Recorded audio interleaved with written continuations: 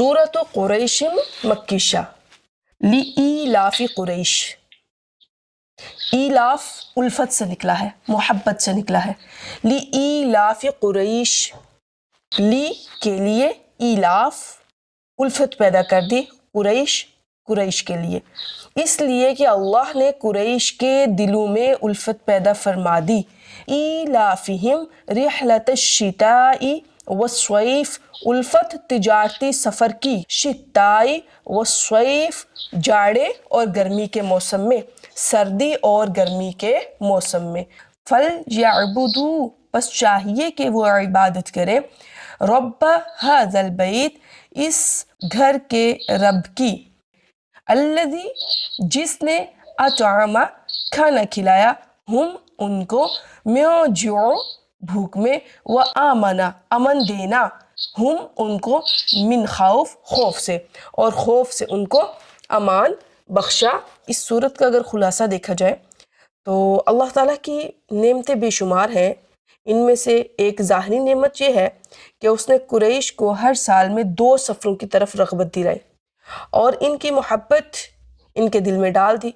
चुनांचा कुरैश तिजारत के लिए सर्दी के मौसम में यमन का और गर्मी के मौसम में शाम का सफ़र करते थे और हर जगह के लोग इन्हें अहले हरम कहते थे।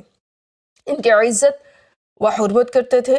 ये अमन के साथ तिजारतें करते, इन तिजारतों से फ़ायदे उठाते और मक्का मुकर्रमा जहाँ ना खेती है ना मुआश के असबाब, वहाँ रिहाइश रखने वाले मुसलसल सरमाया पहुँचाते। जो भी वहाँ पे रहने वाले थे उनके लिए सरमाया पहुँचाया जाता। इन पर अल्लाह ताला की ये नेमत ज़ाहिर है और ये लोग इससे फ़ायदा उठाते हैं, तो इन्हें चाहिए कि वो इस नेमत का शुक्र अदा करते हुए काबा मुअज़्ज़मा के रब की इबादत करें, जिसने इन्हें इन सफ़रों के ज़रिए भूख की इस हालत में खाना दिया जिसमें वो इन सफ़रों से अपने वतन में खेती न होने के बाइस मुब्तला थे। तो इसमें अल्लाह रब्बुल इज़्ज़त बता रहे हैं कि जो कुरैश थे उनके लिए जब ये सूरत नाजिल होती है तो इसमें ये बताया गया कि अल्लाह ताला ने तुम पे कितने एहसानात किए हैं, कितनी नेमतें की हैं, लिहाजा मक्का मुअज़्ज़मा में जो अल्लाह का घर है इसके रब की बंदगी करो और उसकी इबादत करो। कुरैश उस कबीले का नाम है जिसमें रसूल अलैहिस्सलातु वस्सलाम की विलादत मुबारका हुई। इस कबीले के इस नाम की मुख्तलिफ वजूहात बयान की जाती हैं, यानी इन्हें कुरैश क्यों कहा जाता है।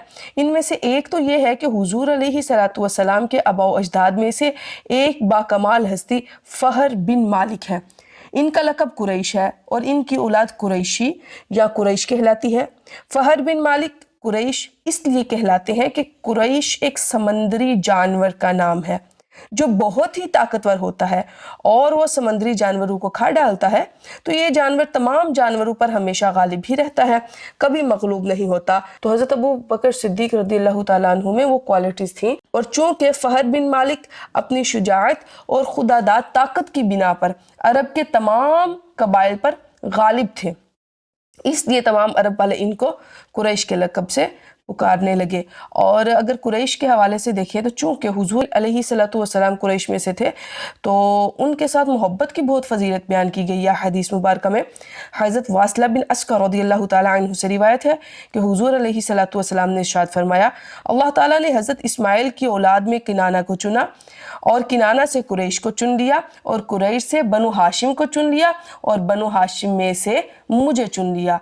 और हज़रत अबू हुरैरा रज़ियल्लाहु ताला अन्हु से मरवी है कि हुज़ूर अलैहिस्सलातु वस्सलाम ने इरशाद फरमाया, लोग इस मामले हुक्मरानी में कुरैश के ताबे हैं कि मुसलमान इनके मुसलमानों के और काफिर इनके काफिरों के ताबे हैं। इसी तरह हज़रत मुआविया रज़ियल्लाहु ताला अन्हु से मरवी है कि हुज़ूर अलैहिस्सलातु वस्सलाम ने इरशाद फरमाया, खिलाफत कुरैश में रहेगी जब तक ये दीन के मुहाफिज रहे और जो कोई इनसे अदावत रखेगा इसे अल्लाह ताला औंधे मुँह गिरा देगा। अब यहाँ से एक मसला निकलता है जो मैं अर्ज़ करती चलूँ। जब हज़रत अबू बकर सिद्दीक़ रज़ियल्लाहु ताला अन्हु को खिलाफत मिली थी हुज़ूर अलैहिस्सलातु वस्सलाम के बाद, चूँकि इसके अंदर जो अहले तशी हज़रात हैं ان کا اور اہل سنت کا ہمیشہ اختلاف رہا ہے، وہ یہ کہا کرتے تھے کہ حضرت ابو بکر صدیق کو معاذ اللہ کیوں خلافت مل گئی تھی، اور قرآن کی بہت سی آیات بھی اس چیز پر دلالت کرتی ہیں اور احادیث مبارکہ بھی دلالت کرتی ہیں کہ آپ کو ملنی چاہیے تھی۔ تو آپ قریش میں سے بھی تھے، رسول اللہ کے قریب بھی تھے، تو اس لیے ان کو خلافت بھی ملی۔ یہاں سے چند باتیں ہمارے سامنے آئیں کہ کفار بھی شرعی عبادات کے مکلف ہیں کہ ایمان لائیں اور عبادت کریں، انہیں بھی اللہ تعالیٰ یہ حکم دے رہے ہیں۔ چونکہ جو کافر تھے یا مشرکین تھے وہ طواف بھی کیا کرتے تھے، اگرچہ ان کا طریقہ ٹھیک نہیں تھا، حضور کی آمد سے پہلے وہ ننگے طواف کیا کرتے تھے اور سیٹیاں بجایا کرتے تھے، اور مختلف ان کے اندر ایسی چیزیں تھیں۔ جب اسلام آیا تو پھر ان کی تربیت کی گئی اور بتایا گیا کہ یہ چیزیں ٹھیک نہیں۔ تو کفر کی حالت میں کوئی نیکی صحیح عبادت نہیں، کیونکہ جو کفار مکہ تھے طواف، حج، عمرہ، حاجیوں کی خدمت بھی کرتے تھے، مگر انہیں بعد میں کالعدم قرار دے دیا گیا۔ تمہاری یہ عبادات تبھی قبول ہوں گی جب تم حضور علیہ السلام کو آخری نبی مانو گے، یعنی حلقہ اسلام میں داخل ہو جاؤ گے۔ اللہ تعالیٰ نے نعمتوں کا ذکر فرمایا، کہا کہ قریش کے لیے محبت پیدا کی۔ باہر جیسے یمن اور شام میں یہ جایا کرتے تھے تو وہاں کے لوگوں کے دل میں اللہ تعالیٰ نے قریش کی محبت پیدا فرما دی۔ پھر اللہ تعالیٰ نے فرمایا فَلْيَعْبُدُوا، پس چاہیے کہ وہ اس نعمت کے شکرانے کے طور پر، یا پھر انہیں چاہیے اس گھر کے رب کی بندگی کرے، الَّذِي أَطْعَمَهُم مِّن جُوعٍ وَآمَنَهُم مِّن خوف۔ یہاں پہ دو چیزوں کا ذکر فرمایا، ایک یہ بات فرمائی کہ اللہ تعالیٰ نے بھوک میں ان کو کھانا کھلایا اور خوف میں ان کو امن بخشا۔ یاد رکھیے گا کہ بھوک اور خوف دو ایسی چیزیں ہیں جو معاشرے میں گناہوں اور بدکاریوں کی تعداد میں اضافہ کرتی ہیں، جرائم کی شرح بڑھا دیتی ہیں، بے امنی اور بد سکونی پھیلانے میں انتہائی اہم اور مرکزی کردار ادا کرتی ہیں۔ آپ اپنے معاشرے میں دیکھ لیجئے زیادہ تر گناہ کس وجہ سے ہو رہے ہیں۔ اگر آپ کو لگتا ہے کہ آپ کسی کو کھانا کھلا دیں گے تو وہ گناہوں سے باز آ جائے گا یا تباہی کے دہانے سے پیچھے ہٹ جائے گا، تو آپ ضرور کھانا کھلائیں۔ اللہ تعالیٰ وہاں پہ بھی یہی فرماتے ہیں وَلَا يَحُضُّ عَلَىٰ طَعَامِ الْمِسْكِينِ۔ بھوک ایسی چیز ہے جو انسان کو معاذ اللہ کفر تک لے جاتی ہے۔ بھوک اور خوف یہ دو چیزیں بڑی اہم ہیں، اور بھوک کا ختم ہونا اور خوف کا دور ہو جانا معاشرے میں پاکیزہ ماحول اور امن و امان کی فضا قائم کرنے میں بہت زیادہ مدد کرتا ہے۔ اسے دوسرے انداز میں ہم یوں دیکھتے ہیں کہ جہاں لوگوں کو سہولیات دی جاتی ہیں اور ان کی ضروریات زندگی پورا کرنے کے خاطر انتظامات ہوتے ہیں، وہاں گناہوں اور بدکاریوں کی شرح کم ہوگی، اور جہاں امن و امان قائم ہے وہاں جرائم کی تعداد نہ ہونے کے برابر ہوگی اور لوگ پرسکون زندگی بسر کریں گے۔ اگر ہم موجودہ دور میں عالمی سطح پر لوگوں کے حالات کا جائزہ لیں تو یہ چیز واضح ہوتی ہے کہ ان میں زنا، چوری، ڈاکے، لوٹ مار، چھینا جھپٹی، قتل و غارت گری، بے امنی، بد سکونی، بے چینی اور ان کے علاوہ طرح طرح کے جرموں، گناہوں اور خوفوں کے عام ہونے کا بنیادی سبب جو ہمیں نظر آتا ہے وہ بھوک ہے، بلکہ بھوک ختم کرنے کے ناقابل قدر ذرائع کا نہ ہونا ہے۔ ہمارے پاس ایسے وسائل ہی موجود نہیں ہے کہ بھوک کو ختم کیا جا سکتے۔ زندگی گزارنے کے لیے بنیادی سہولیات سے محروم ہونا یہ بھی چیز نظر آتی ہے، امن و امان قائم کرنے کے لیے ضروری انتظامات کا نہ ہونا، اور دین اسلام کے احکامات اور تعلیمات پر نظر کی جائے تو یہ حقیقت روز روشن کی طرح عیاں ہوتی ہے کہ لوگوں کی بھوک کو ختم کرنا، انہیں سہولیات فراہم کرنا، پاکیزہ معاشرہ کا قیام اور امن قائم کرنے کا اسلام کی بنیادی ترجیحات اور خصوصیات میں سے ہے۔ دیکھیں اب اسلام نے ہمیں کتنے اچھے اچھے طریقے دیے ہیں۔ اگر کوئی بندہ اپنی زندگی کو شریعت کے مطابق گزارنا شروع کر دے، یا معاشرے میں چند لوگ ایسے بن جائیں کہ وہ اپنی زندگی کو اسلام کے مطابق گزارے، آپ یقین کیجئے کہ ہماری بھوک بھی ختم ہو سکتی ہے۔ فار ایگزامپل زکوٰۃ کا کانسیپٹ رکھا، ابھی رمضان المبارک ہے، کتنے لوگ ہیں جن کے گھروں میں سحری افطاری کے لیے کچھ بھی نہیں ہوگا، اور کتنے دسترخوان ایسے ہیں جو صرف یہ سوچتے ہیں کہ ہم نے کچھ کرنا ہے، روزہ بھی رکھ لیا، سب کچھ رکھ لیا، لیکن یہ تک خبر نہیں ہے کہ میرے پڑوسی نے کھانا کھایا بھی ہے کہ نہیں کھایا۔ رمضان میں بالخصوص روزہ ہوتا ہے، لوگوں کو ڈھونڈ ڈھونڈ کے ان کے گھروں میں دیا کرے، اللہ تعالیٰ ریٹرن آپ کو اتنا دے دے گا۔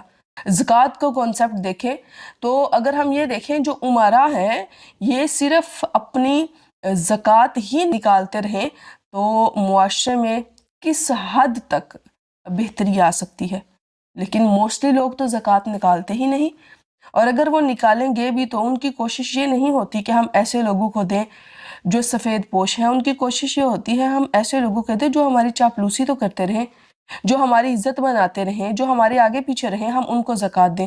تو دیکھیں جو خالص نیت تھی وہ تو رہی ہی نہیں، جس کی وجہ سے انسان کس حد تک پہنچ چکا ہے۔ تو اللہ تعالیٰ ہم پہ رحم عطا فرمائے اور ہمیں صحیح معنوں میں دین کو سمجھ کر اس پر عمل کرنے کی توفیق بھی عطا فرمائے۔ اگر ہم اپنی زندگی کو آسان کر لیں، صرف ہم یہی دیکھیں جو ہمارے معاشرے میں شادی بیاہ کا جو رسومات ہوتی ہیں، صرف ان رسومات کو دیکھا جائے، کس قدر فضول خرچی ہے۔ اب یقین کیجئے ابھی ہم اپنے معاشرے میں نظر ڈالیں تو زنا کو آسان کر دیا گیا ہے، نکاح کو مشکل کر دیا گیا ہے۔ ایک بندہ امیر ہے یا غریب ہے، اسے شادی کرنے کے لیے 1000 دفعہ سوچنا پڑتا ہے کہ میں ایسا نہیں کروں گا تو ایسا ہوگا، اور پھر بچیوں کی امیدیں کتنی وابستہ ہو جاتی ہیں۔ صرف آپ گولڈ کو دیکھیں، اس ٹائم 5 لاکھ کے لگ بھگ گولڈ کی قیمت ہے۔ ایک غریب انسان اگر اپنی بیوی کو گولڈ نہیں پہناتا نا تو ساری زندگی اس کو اسی بات پہ تانے دیتی رہے گی کہ تم نے مجھے دیا کیا تھا۔ غریب شادی نہیں کر سکتا، کیا کرے گا؟ اگر وہ شادی کر کے وہ بائی نیچر بہت اچھا ہے، وہ آسائشیں نہیں دے پا رہا تو اس کے اوپر کیا ایلیگیشن لگتا ہے؟ یہ لوگ کنجوس بہت ہے، یا اس نے تو ہماری بیٹی کو محبت دی ہی نہیں۔ ہم نے ابھی فی زمانہ میں محبت کو بھی مادیت میں تولنا شروع کر دیا۔ محبت ایک احساس کا نام ہے۔ یہ کیسے ہوا؟ جب ایک دوسرے کو دیکھتے دیکھتے دیکھتے دیکھتے بات کہاں تک پہنچ گئی، یہاں تک کہ مائنڈ سیٹ ہی ایسا بنا لیا گیا، نہیں، محبت وہی کرے گا جو آپ کو بہت کچھ دے رہا ہے۔ اخلاقیات کو پیچھے چھوڑ دیا گیا، کردار کو پیچھے چھوڑ دیا گیا۔ ایک بندہ بڑا بھی شریف ہے، بڑا بھی محبت کرنے والا ہے، لیکن اگر وہ مالی اعتبار سے کمزور ہے تو خاتون اس کے ساتھ رہنا پسند ہی نہیں کرتی، اور اس کے اوپر مزید سوشل میڈیا کا کردار بہت زیادہ ہے۔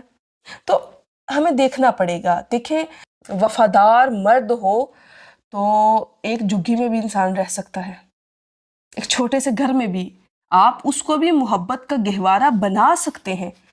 اور وفادار بیوی وہ ہے جو غریبی میں مرد کا ساتھ دے، اور وفادار مرد وہ ہے جو بیماری کی حالت میں اپنی بیوی کا ساتھ دے۔ ہمیں ان چیزوں کو سمجھنا پڑے گا۔ ہم نے ہر چیز کو مادیت کے تناظر میں تولنا شروع کر دیا، حالانکہ زندگی کا سکون اس میں نہیں ہے۔ آپ کو مقدر آپ تک آ کر رہے گا، اسے کوئی روک نہیں سکتا، تو لہٰذا کوشش کیجئے۔ میں پرسنلی اگر دیکھوں تو لوگ کہتے ہیں ہم بہت غریب ہیں، میں سمجھتی ہوں آج کل جس کے پاس وہ 2 تولے سونا بھی ہے نا، وہ غریب نہیں ہے، اس کا سونا بھی دیکھیں کس مالیت تک پہنچ رہا ہے۔